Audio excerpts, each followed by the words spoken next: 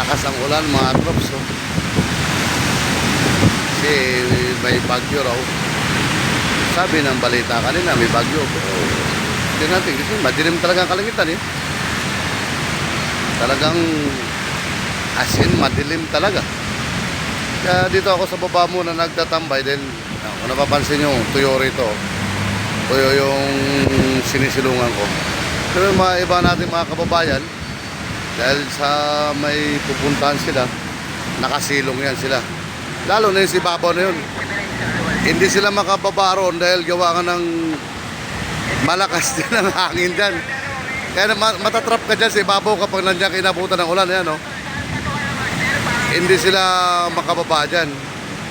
Ano? Mababasa rin sila dyan, eh.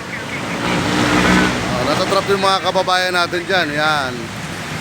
Kaya sa mga tropa natin, mga riders dyan, ingat-ingat sa pagbiyahe kasi gawa nga ng madulas ang kalsada ngayon. Malakas ang ulan, umuusok sa hangin, oh, yun, oh. Hindi sila makababa dyan. Kasi danas ko na yan dyan na kapag inabutan ka ng ulan dyan sa lugar na yan, ay halos parang yung bubong ay nasa ibabaw lang kasi. Kapiraso lang yan. Kaya yung hangin, sisipa kabilaan. Kaya mababasa ka rin dyan. Yan sa lugar na yan. Ano, napapansin nyo? Hindi sila umaalis dyan. Dahil mababasa sila, eh. Parang na sila naglalakad sa baba.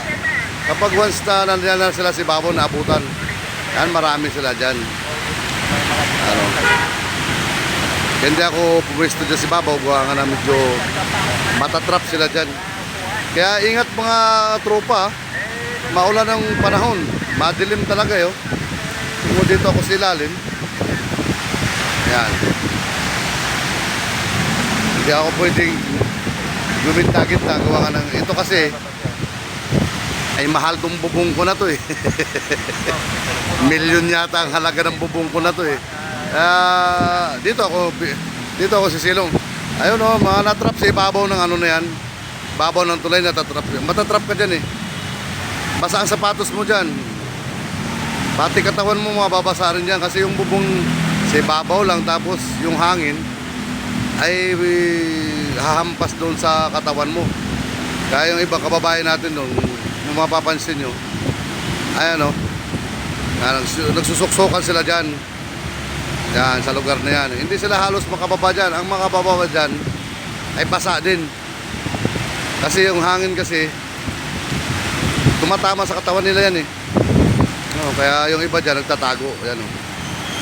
Kaya kawawa naman yung mga kababayan natin dyan. Kaya ingat-ingat na lang. Yan, mga riders natin naman dito, naka-ready yan. Kasi yan talaga mga nag-buwis buhay, ano. Puro nakakaputi lahat yan. Kaya naka-ready naman na yan. Kaya ingat mga tropa. Ingat sa biyahe. Maulan yung kalsada. Kaya dito ako pumisto sa baba dahil nakasafety na ako rito, eh. Pero mamaya siguro pagtawid ko rin sa motor ko ay bantayan ko na lang na wala nang ulan bago ko tumawid. Kaya ingat mga katrops. Mga galing Fairview yan. Yung mga yan na yan. Ang ilalim niya, matraffic na sa ilalim yan. Si Babaw medyo moving yan kasi may stoplight naman dito. Pero sa ilalim, matraffic na yan. Sa ilalim. Kaya ingat mga trops. Masalam. Malakas ang ulan niya yun. Ano kung napapansin nyo. Ingat mga tropa.